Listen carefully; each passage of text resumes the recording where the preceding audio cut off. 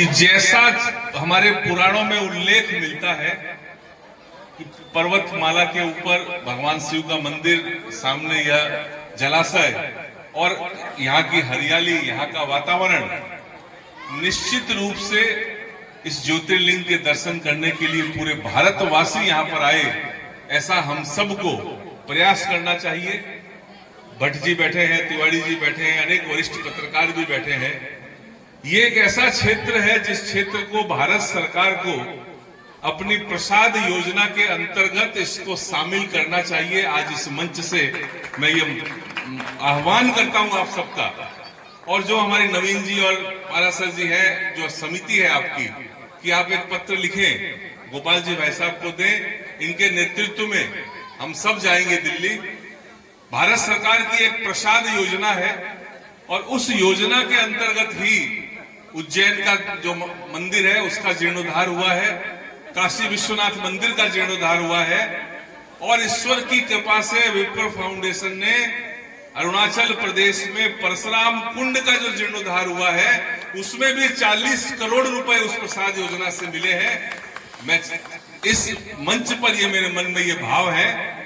कि प्रसाद योजना को सिर्फ माननीय प्रधानमंत्री जी को जानकारी होनी चाहिए, उसके बाद तो आगे का काम वो खुद कर देंगे। आपसे और हमसे ज्यादा उनका आग्रह रहता है इस तरह के कामों में। तो आज मुझे संकेत मिला हुआ है कि 5 मिनट बाद आरती करेंगे,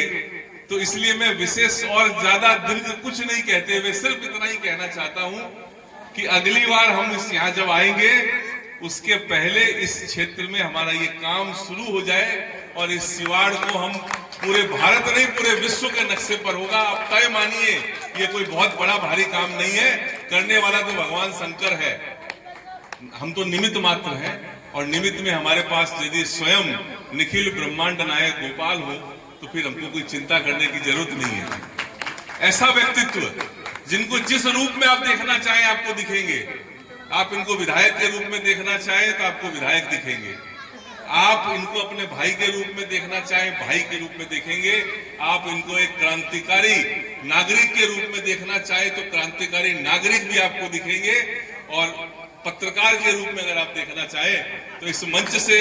सबसे पहले इन्होंने आह्वान किया कि सिद्धार्थ भट्ट जी बैठे हैं, तिवारी जी बैठे हैं, हरीश जी है, बाबू हरीश शर्मा पारासर है। जो व्यक्ति अपनी जड़ों को याद रखता है, आप ध्यान रखें, उस व्यक्ति से महान व्यक्ति कोई नहीं होता। और ये गोपाल जी की महानता है कि जिस पत्रकारिता जो इनके रोम रोम में बसी है, उसको जहां भी इनको अवसर मिलता है अभिव्यक्त किए बिना ही नहीं रहते, सम्मान दिए बिना नहीं रहते। मैं पुनः इस पूरे आपके परिवार को, अभी अभी हमारे बीच महेंद्र भारद्वाज जी उपस्थित हुए हैं, और मंच पर जितने भी हमारे वरिष्ठ जन हैं, आप सबको प्रणाम करते हुए मैं अपनी वाणी को विराम देकर और अब आगे बढ़ते हैं। भगवान शंकर हम सबको ऐसे सामर्थ्य दे कि जिस प्रकार परिवार का मुखिया देवादिदेव, देवों के देवादिदेव महादेव है, वैसे ही हम सब भी परिवार में और समाज में ऐसे बने कि शंकर की तरह आंखें बंद किए हुए न्यूनतम रिक्वायरमेंट, कपड़े भी जो मिले वो पहन ले, खाने को जो मिले वो खा ले, बबूत लगा ले, आग धतूरा खा ले, लेकिन अपने परिवार को एकजुट रखें, समाज को एकजुट रखें और हिंदू समाज को पूरे भारत में एकजुट करें। इसी आह्वान के साथ आप सबको बहुत बहुत धन्यवाद।